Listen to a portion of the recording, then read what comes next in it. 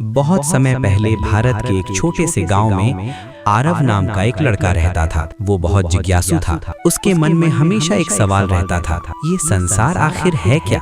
एक दिन वो अपने दादाजी के पास गया और पूछा, दादाजी, लोग कहते हैं संसार एक माया है, लेकिन ये संसार है क्या? दादाजी मुस्कुराए और बोले, बेटा आरव, इसका उत्तर शब्दों में नहीं, अनुभव में मिलता है। अगर सच में जानना है तो यात्रा करनी पड़ेगी। अगली सुबह आरव एक छोटी सी पोटली लेकर यात्रा पर निकल पड़ा।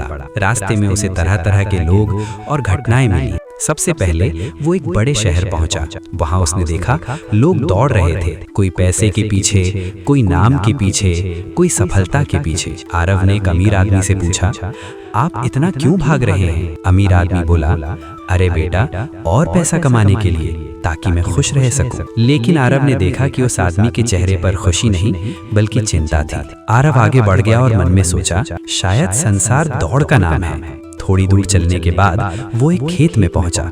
वहां एक किसान मिट्टी में काम कर रहा था। उसके कपड़े साधारण थे, लेकिन चेहरे पर सच्ची मुस्कान थी। आरव ने पूछा, आप खुश कैसे हैं?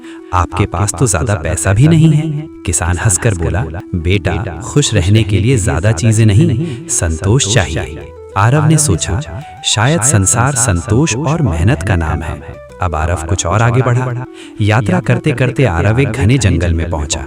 वहां एक साधु ध्यान में बैठे थे। आरव ने पूछा, महाराज, संसार क्या है? साधु ने आंखें खोली और कहा, संसार एक नदी की तरह है जो बहती रहती है। जिसने भी इस संसार रूपी नदी को पकड़ना चाहा, वो बहुत दुखी हुआ। जिसने इसे समझा और बहने दिया, वो शांत हो गया। लेकिन आरव अब भी नहीं समझ पाया। साधु उसे पास की नदी के किनारे ले गए। नदी बह रही थी, शांत और निरंतर। साधु बोले, देखो, ये नदी बचपन, जवानी और बुढ़ापे की तरह है। पानी हर पल बदलता है, फिर भी नदी वही रहती है। फिर उन्होंने कहा, संसार भी ऐसा ही है, सब कुछ बदलता रहता है। ये लोग, रिश्ते, धन, शरीर, लेकिन मनुष्य इन चीजों को स्थायी समझ लेता है और इसीलिए दुखी होता है। अब आरव धीरे धीरे समझने लगा। कई दिनों की यात्रा के बाद वो अपने गांव वापस लौटा। दादाजी ने पूछा, अब बताओ संसार क्या है?